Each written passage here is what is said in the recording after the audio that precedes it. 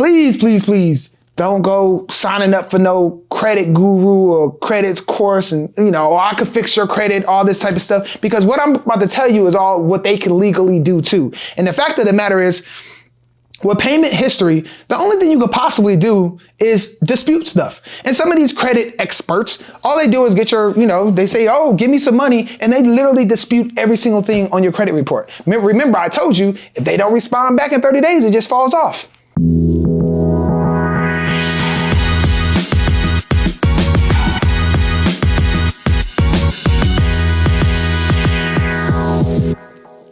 Hey, what's going on, everybody? Welcome to the 9% Show. I am your host, Steven Burton. And here at the 9%, y'all know we keep everything 100. If I haven't done it, not doing it, or not about to do it, it will not come out my mouth. So, like we always do around this time, let's give a toast out there to the 9%ers out there.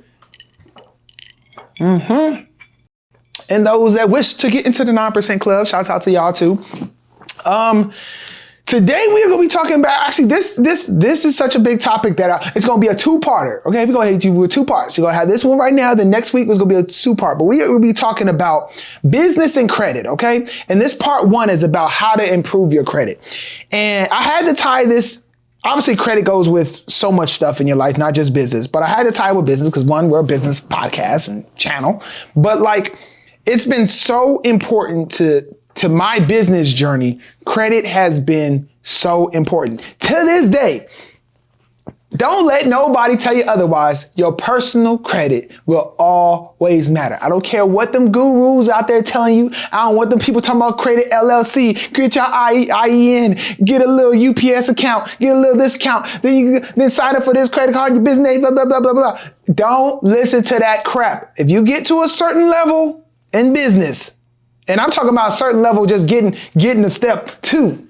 Your personal credit will always matter. So we're going to be talking about in this first part one about how to improve your credit. And I'm going to share my personal journey and my personal credit story because, like everything else on this show, everything else on this show, I keep everything 100. Okay. And I don't talk about it unless I did it. And I am what they would call, a credit guru. I ain't out here selling y'all no courses and selling y'all no pamphlets on how to create your, increase your credit score. But I'm just gonna keep it real. I'm a super expert. And the reason I am a super expert is because I had to get myself out of the hole. So I went from having I probably was like in the low 500s, maybe touching 400. I don't even know. But today, I almost got a perfect credit score. And I'm just going to pull up my American Express app real quick. And I'm going to show you. I just logged into this thing because they make it great, which we'll talk about almost everywhere you can get your FICO score now. But yeah, let me just show y'all. I'm not fronting here. They always be hating on me for my perfect score. Okay, they always will be hating for me. But I'm only showing you this just to show that I am not faking here. This is no faking the funk. Okay, I'm talking about this stuff because I know how to get it. Okay, and I almost had a perfect score, but like I said, they be hating on my perfect score. I ain't had 850 yet. I've had like 845. That's been the highest I've gotten. But pretty much at this credit score, I can do whatever I want to do when I want to do it. But how did I go from like low 400s to dang near perfect score? And so that's what we're going to talk about here. We're going to keep it 100 and we're going to talk about the process of my story. And we're going to talk about some tips on how you can improve your credit. Okay. So let's just start about how I messed up my credit. It all started, which I'm sure lots of us can relate to, our early teenage years as we're thinking we're adult, 18, 19, and we can get a credit card, let alone we go to college for the first time and everybody out there with them little applications, oh, this credit card, that credit card. And boy, you gave me $200, $150 for the credit card. Oh, I was making it rain at that gas station, getting gas, chips, potato chips, everything. I had Macy's card, and like I said, it wasn't high limits, but we was making it rain. So I was not responsible with money then. So I didn't pay my bills. Stuff went to collections. Heck, me and my roommates, your college years with roommates, I had all the bills under my name. I remember one time, we didn't pay the cable bill and some janky stuff happened and I didn't know a cable bill could go to collections. But who was on the account? Whose social was on the account? Mine. So that went to collections on me. Like, and when things get to collections, that's the worst it could be, and it affects you for a very long time. But so pretty much it was my youngin' years that just created this hole for me. By the time I really understood how important credit was, or how important, saving and wealth building and all that type of stuff, by the time I figured that out, I had to dig myself out of this big old giant hole I put myself in. And I can't blame nobody else. But hopefully with this video, I can put some people on game, and right, you gotta dig yourself out of a hole, or you may be that young entrepreneur, that young kid that just popped on this video, and I'm trying to express how important it is for you to make sure you pay your bills on time and all that good stuff, because it will totally make a difference. So, I won't get into the whole journey of, I kind of mentioned on previous episodes, but pretty much it started from me a desire to fix my credit. Whatever I do, I dive 110% in. I become an expert in that. It went from fix my credit to, okay, understanding the importance of saving and wealth building, to like, okay, I like wealth building. How do you build wealth? What is wealth? And then led me to entrepreneurship in essence, and then start my business and woo-de-woo. But the basic fundamentals of everything I have today literally came from a desire to fix my credit. So that's what I'm going to talk about. Okay. So the main thing you need to understand when knowing about just the basics of credit is that you have a credit report and then you have a credit score, which is two totally separate things. Okay. Your credit report comes from 3 credit bureaus. We got Equifax, TransUnion, and Experian. Okay. Those are 3 credit report agencies. That's where all your history and all your, pretty much all your history and how you've been paying your bills is all reported on this report, right? From that report, these number calculations, equations, most popular of a FICO score, takes your credit report, a snapshot of your credit report by the time it gets pulled, or whoever wants to look at your credit score. And if based on your credit report, they calculate it up and come up with a number. Okay. And from that number, that's how you get your credit score. So you see there are two different things. Your credit score is a number that is based off your credit report. So if you want to improve your credit score, you need to make sure your credit report is correct.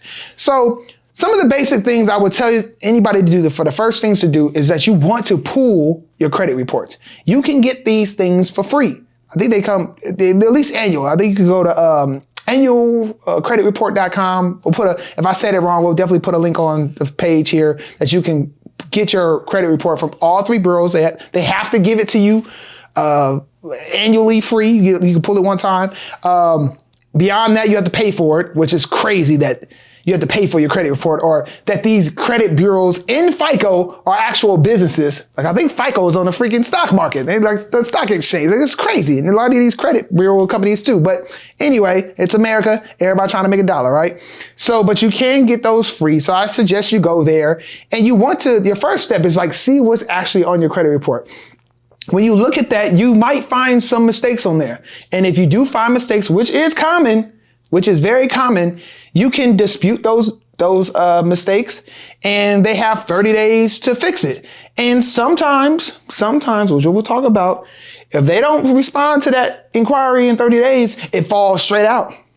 Even if, let's say, it was actually factual and you just disputed it anyway. Not saying nothing. But that does happen.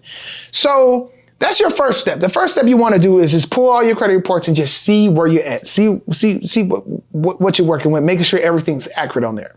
Okay. From that point, you need to have a clear understanding on how FICO scores work. And I'm so happy that even at the beginning of this, I was able to go to American Express in my app and pull up my FICO score. Every single credit card company, I think they even put their FICO score on the bills they give you. Your monthly statement has your FICO score on there. Like in recent years, I think 5-10 years ago or so, there has been some laws changed and some consumer protection laws on credit and stuff like that. And it's so much easier to get your FICO score. It's funny, like in preparing for this episode, I thought back to my journey on credit. And I remember back when you had to go to myfico.com to get your true FICO score. Like, it had to come directly from FICO, because the only ones that had a FICO score was the banks or the auto lender, or, they had access to it. But if you wanted your own thing, if you was at Credit Karma, all these other things, they would give you different type of scores, like a Vantage score or something else, but it wasn't necessarily a true FICO score. And they had some similarities on how they calculate this stuff. But at the end of the day, you would think, oh, I got a great score. And then you go to try to do an auto loan and they pull your FICO score, which is the thing like 98% of lenders use, and it would be lower or something like that. You'd be like, hold up, that's not correct. So nowadays, it's a whole lot easier to get your FICO score, but FICO is the main source number. Like that's the main thing mainly because that's what the industry has adapted and that's what the one they trust. Okay. So you need to understand what goes into a FICO score to understand how you can improve it. Okay. And there is 1, 2, 3, 4, 5 different things that go into your FICO score. And so we're going to talk about each one of those. And then at that same time, I'm going to give you an example of like how I used it to improve my credit and kind of like, where we're at on that. So the first thing in the FICO score is 35% of it is your payment history. Okay. That is the biggest chunk of a FICO score, your payment history. And at the end of the day, I'm gonna just keep it real with you. If you got some 30-day lates, some 90-day lates, some 180-day lates, you got some charge-offs, those things stay on your credit for like 7 years. Okay. The only thing you can do to fix this is let time happen. The further you get away from that late payment, your score starts to improve. But if it's early, if that 30-day late or whatever just happened, it's going to severely drop your score in that time. But as you get away from it and you have more, payments on time, you'll see your score starting to go up. But if you have multiple late payments, multiple charge-offs, things like that, it is not good. And the only thing that can save you is time. Please, don't go signing up for no credit guru or credits course and, or I could fix your credit, all this type of stuff, because what I'm about to tell you is all what they can legally do too. And the fact of the matter is, with payment history, the only thing you could possibly do is dispute stuff. And some of these credit experts, all they do is get your, they say, oh, give me some money. And they literally dispute every single thing on your credit report. Remember, I told you, if they don't respond back in 30 days, it just falls off. That happens. I'm gonna give you a true story. One of my, when I was getting my credit good, and I think I was at around a 600 score. I was getting close to 700. I was like, man, I'm getting there. And I had one account that was still, I was counting down to the 7 year where the stuff was going to fall off. Cause it was like my last one that had all these, these late payments on. It was a credit card I had.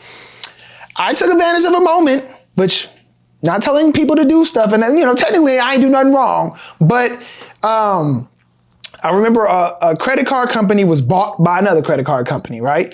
And they acquired them. And so something told me, I was like, they send a message like, oh, this transition is going to happen. You're going to have a new account number. And you're going to be with like, I don't know, it was a big company. Let's say Capital One bought some little small Mojo credit thing, whatever. And I was just like, you know what? I was like, self, I bet this is a good time to do a dispute, because if they're in the middle of this transition, things could probably fall through the cracks pretty easy. And I did an experiment. I was like, you know what, dispute. And what happened? It fell off. I was like, ooh. I was so happy. That was the only time a factual thing on my credit report fell off. So in essence, can you dispute everything? And I tried to dispute other things. I tried writing sympathy letters. I tried saying, I'll pay this bill. I'll pay this balance off if you take it off my credit. I tried all these little tricks of the trade that they try to tell you to say. And not saying they can't work sometimes, but majority, I was 100% did not work for me. But there's one time that I did a dispute because I strategically thought about it and it worked. So if there's any mergers or acquisitions going on, I highly suggest, hey, do a dispute. And it's not like you're doing nothing illegal. You generally think it's incorrect and they have the right to say, no, it's correct, and it'll stay there. But if they don't, not saying nothing, that way can help you out. But your payment history is important. And so it's like literally get to the point where you just pay your bills on time. I'm talking about even if you reach in 30 days, sometimes 30 days, it doesn't mean that they automatically are reporting it to the credit bureaus. You got to get in front of it. I know sometimes we want to dodge bill collectors like the plague. Okay. But pick up that phone and just say, hey man, I got $15. Or hey, I can do this. Like just don't get it to that point where it gets reported to your credit, because once it does, it's over. It's over. I mean, it's just very bad. Okay. And the only way to fix that is time. Okay. I'm just keeping it 100. Your payment history matters. It super matters. The next part of your FICO score, which is 30% of your calculations, is the amount owed. Now, this section right here is something that everybody watching this, you can improve your credit score instantly. When they be like, oh, an instant thing. Instantly, you can do this by amounts owed. I'm gonna give you a couple strategies because we're talking about improving your credit. So this is what we're talking about. But amount owed pretty much is like how much debt you owe, right? And they break this down by pretty much a utilization rate is what they break it down. They want to see, and it's only about revolving credit. Revolving credit is typically just like credit cards, mainly just credit cards. But your basic loans can matter as well. But it's a big chunk of it is like your revolving credit, like your mortgage or your car payment. Granted, when you first get the loan, you owe a lot to it. As some time goes by and you pay it down, it does, the debt does go down a little bit. So, that can affect it. But it's really this revolving credit with credit cards specifically. That is a big part of this, what we're talking about. But they want to see that you only use no more than 30% of your available credit. So if you have a credit card that is $100, just for simple math here, if you're $100 credit limit, you should not use more than $30 of it. Okay. If you use more than that, it negatively impacts your credit score. So it doesn't matter if you pay it on time and do all this stuff. If you're up to the max on all your debt, that 30% of how they calculate the number, again, this is the second largest piece of the pie. Between payment history and the amount owed, that's 65%. That's over 50% of your total FICO score. So these two sections are very important. An amount owed, it is very important. So what is the strategy here? What can be done in this time if you need to literally boost your credit score really, really fast? The simple thing is, hey, pay down your debt. If you got that money to pay it off, pay it off. And trust me, you gonna see a good 15 point, maybe 20 point, depending on how much debt you got. Quick boost, really fast. But I have a feeling, and these FICO score people ain't dumb. Most people that got low credit scores, if they had the money to pay off some debt, they would pay off some debt. But you probably don't, so that's probably not the best thing there. So, it just depends. But that's a simple solution there, just pay off debt, okay? And specifically, pay off credit card debt. That's the thing you need to really get below that 30% number. And also another thing to remember about this 30% utilization rate is not only does it affect per account, but it's also the totality of your accounts. So if you have 10 different cards, or let's say 5 different cards, I don't know, you got a $200 limit here, $500 limit here, $1,000 limit here, this limit here. They total that whole number of available credit. And you also don't want that total amount to not be more than 30%. So not only do you not want one card, so you could maybe have one card maxed out, which is kind of negative impact. But let's say you have one credit card that has $20,000 limit on it. Does it really matter if this card is maxed out to $1,000 or something like that? No, because you have the overall, you're under that 30%. But so just know that each individual thing matters, but also the totality of all your accounts matter as well, specifically your revolving credit, your credit cards. So you definitely want to pay off your debt if you can. If you can't pay it all off, try to get it to that 30% level, that 30% threshold. A thing to understand that too is that some people, let's say you always pay your bills on time, you always do whatever. Let's just say you always use your credit cards. A lot of people use credit cards for rewards and things like that. I know I do. I love rewards. Oh my goodness. I'm flying out to a couple places all off credit card rewards. We win in there. But the thing to understand is sometimes people use their credit card. They get their bill in the mail. They say, oh, this is due on the 15th. They pay their, let's say they pay the whole statement. You owe $500 on your statement balance. The minimum payment is $20. You say, I'm gonna pay off the $500. On the 15th, you pay off the $500. On the 16th, the next day, you back charging your card, right? Sounds fine. You paid it. You're not, no late fee, no interest. You just paid the whole statement balance. You good? You think you're good? But if you look at let's just say you pay it off, and you're back to swiping. And you look at your credit report, and it's like, oh, and you just spent, let's just say you spent another $500. On your credit report, they're gonna report that you have a balance of $500, even though you paid your balance on your statement to zero. Why does that happen? Because most credit card companies, they report the statement date, not the date of your due date. Your statement date is generally 5 days later, 3 to 5 days later. So let's say, if you're doing the 15th, your statement cutoff date is the 20th. That 20th date is what gets reported to the credit card bureaus. So strategically, if you need to use your credit card to do it, you pay off, you make your payment on the 15th, you do not use it, okay? If you need to use it again, don't think about the 16th or the next day. No, you think 5 days later. As soon as you get that statement and that statement comes back to you as a zero balance, then you use your credit card again, okay? So don't think you need to reuse it after the due date. You got to reuse it after the statement date. And that's what gets reported to the credit card bureaus. And that's what, it doesn't matter. At that point, I done maxed my card back out. But as far as my credit card, as far as my credit score goes and my credit rules, I got a zero balance in my available credit. So that utilization rate. But that's a strategy there. Like if you got to use your credit card and you kind of like, check the check with it or trying to you're paying it off and using it, paying off and using it. That's all good and dandy. But just time it. One little shift over of timing it to your statement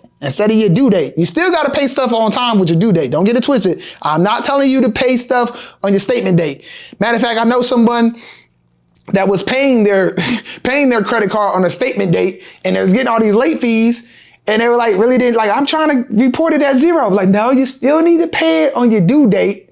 It could be a minimum payment, whatever it is, but you want to pay it off by your statement date. Okay. So just understand the difference between due date and a statement date and you'll see some quick improvements on your credit score. Okay. Also about this amount owed, the other tactic that can help this thing out, if you're unable to pay down your debt, increase your available credit.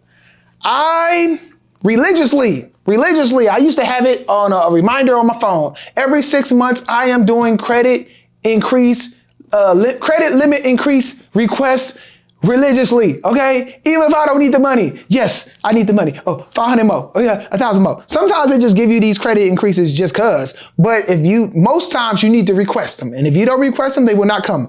Most times you can do it every 6 months. You can request one and they give it to you. But man, I'm telling you, as religiously request credit increases. The reason why, it should make sense now, I already broke down this 30% utilization rate. Okay. It's a whole lot easier for me to, if I got to use my credit card and do something with it, if God forbid I need to pay a little interest, I can't pay it in full this month. I need to let it ride for 2 months. I don't want it to negatively impact my credit score. But the only way to do that, it's way better to have a $10,000 credit card limit than having a $2,000 credit card limit. Like if I need to put $500 on my card, I shouldn't be scared that, it's going to negatively impact me. So you want to request high credit limits as much as you can every 6 months, put that request in. And that's how you build your available credit. That's how you get that thing up. So as long as it doesn't matter. You could be chopping away at your debt that you have, but if you boost that up there, that fixes that. That solves that. So always request credit increases. And the last tip I'll say as far as this amount owed, and this is another thing that people, pay credit gurus to do and all this good stuff, but it's really simple. You could do it yourself, is authorized user. Be an authorized user on somebody else's account. If you're an authorized user, pretty much what that means, if I have a credit card, I can, our producer Mel, I can put Mel on on my account. You ain't got to be family, you ain't got to be nothing. You can put anybody on a credit card. I can just put her on my credit card. Probably got to add her social to it, and all my credit history on this card goes to her credit report too. So you don't want to be an authorized user on somebody that don't got no good credit or don't got good spending habits. But if you know someone, maybe your parents, somebody that got that little $20,000 credit card just sitting in the thing, they don't never use it, it's just sitting there, just say, hey, mom, dad, auntie, cousin, grandmother, can you just add me as an authorized user? You don't even have to give me the card. Don't give me the card. Like you can add somebody as an authorized user and not give them the credit card. Like they don't even have to use it. All they are getting is all that good history, all those good on-time payments, all that available credit. You can instantly improve your credit. And there's literally it's just, like instantly. It's not even up for debate. It literally works. So those are some ways that you could wriggle around and kind of make some instant improvement to your credit regarding amount owed, that 30% of your FICO score. But you know, at the end of the day, if you ain't got any other resources you can't tap into or little strategies I just gave you, if none of that works, just literally as time goes by and you pay down your credit card bill, just pay it down. Eventually it'll improve. It just is what it is. All right, the next part of your credit FICO score is 15% of it is your length of credit. The length of credit. So that is pretty much how long you've had a credit history. So when you're young, you're 18, 19, you just open up that account. You literally, your average age of account is like 1 year. Like you don't have it. But if you have an account, if you have history for like 20 plus years, 10 plus years of just being on time, doing all this history of credit, it makes a difference. So when you're like 18 years old, 19 years old, and you pay your stuff on time every single month, never had a late thing, let's say you stay below that 30% utilization rate, you will still not have a perfect credit score. It's impossible. You won't have it based on this calculations they do it by, because 15% of your score is a length of your credit. So there's really not much you could do there. The thing that can mess you up here, though, that people need to be aware of is when opening new accounts. If you open a new account, it throws off your average because that new account is brand new. Like let's say your average history is like 10 years or 15 years. Then you throw in that one. They take all the total length of credits and make it an average. So if you have a lot younger aged accounts, adding a new account lowers that up. Or if you add a bunch of accounts really fast, like back to back to back to back, it just lowers it down. But it's only 15% of your score, so it's not the worst thing in the world, but it can negatively impact you if opening new accounts. That's why you hear sometimes it's a myth that the fact that you open a new account can lower your credit score. And it's not the fact of that action of opening a new account. It's the fact of like your length of credit. Like if my length of credit, at this age nowadays, it's like, it's probably over 30 years of average stuff.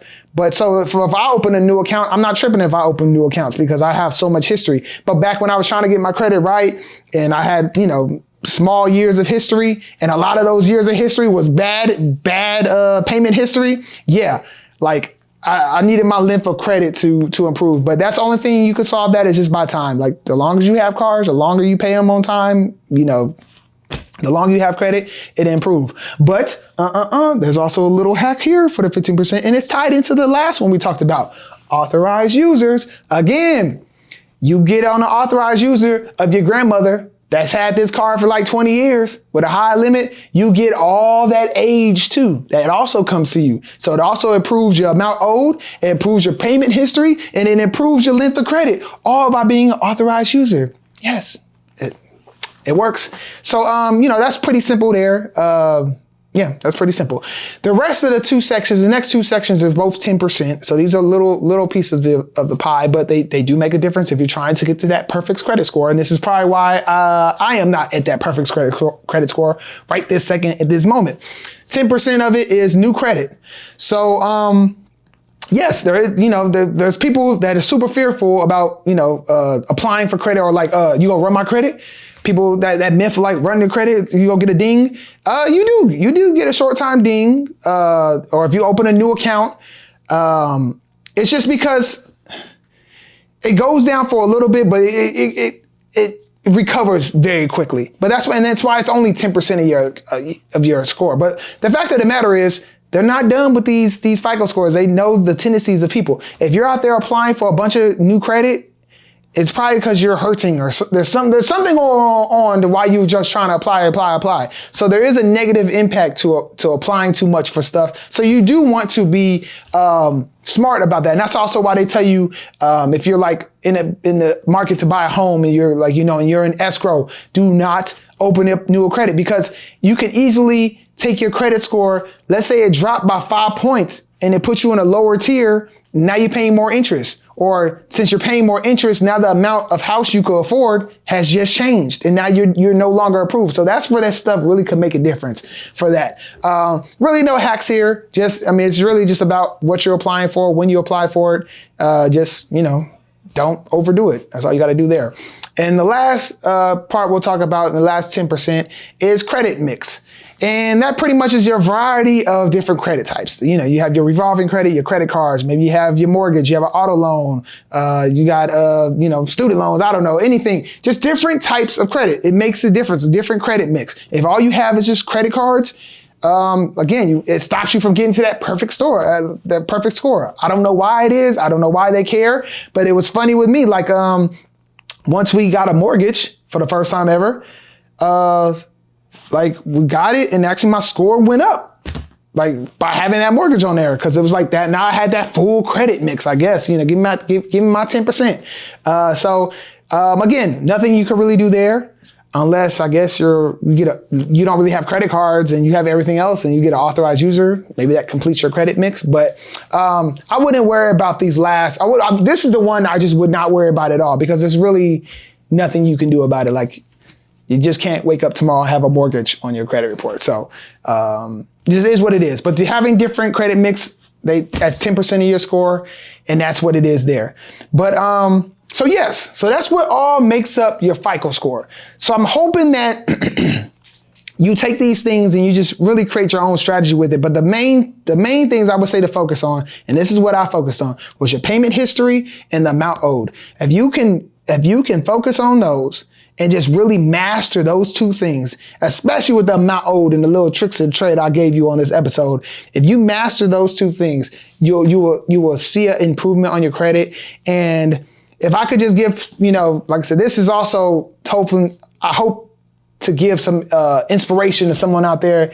Trust me, I know it sucks. I know what it's like when you're at the auto place and they go to the back and they run your credit and you like, oh golly, and they come back and like, well, that's the best I can do. Or you know, cosign it, whoop-de-whoop. Like, it is so much. I actually had to get a new car, or 2 new cars recently. And I'll tell you, the freedom of walking into that place knowing I'm gonna get the best deal, period. Like, I don't care what y'all talking about. Like, I know what my credit score is. A matter of fact, I already got pre-approved by my credit union. Can you beat that? Okay, like, that's the game I'm playing. Who could beat what? Who could give me the best deal? It's so much better than years ago when I was in there with my head down, just like saying, hey, what can I get? And it makes such a difference, because your credit impacts your interest rates they give you. If you're a more risky buyer, they charge you more for that. So the amount you owe, you might could get that nice affinity that's killing the game. But your interest rate, especially interest rates now, maybe your interest rate is like 10, 12, 15%. Because your credit's so bad. Versus if it was 5%, 6%, like the credit rates are now, that's a big difference. That's a big difference when it comes to monthly payments, like in the amount you could afford. So trust me, it makes a difference. Get that credit right. And on the next episode, on part 2, we're going to talk about how you use that good credit to your advantage, and the strategies there and the strategies I did there. So tune in next week. We'll talk about that.